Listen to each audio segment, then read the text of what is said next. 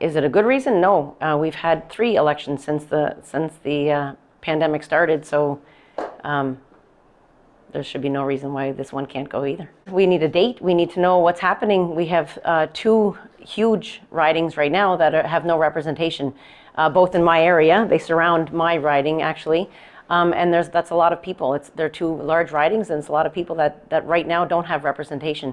So with these 2 reforms that are coming out, especially with the healthcare and the municipal reform, this affects a lot of the rural areas. I take it some people are calling you because they don't have their own MLA. So can you give examples of sort of some of the problems that you're needing to try to help solve? Right now, the municipal reform is a big one. Those 2 big ridings have a lot of regions in them that are LSDs, so this affects a lot of those regions.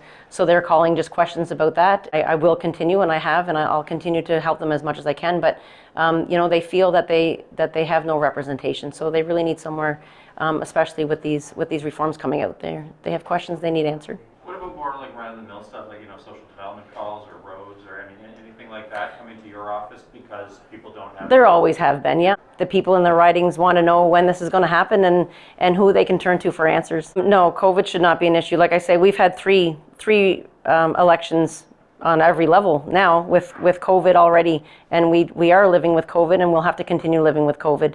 But not to have an election because of it does not make sense to me.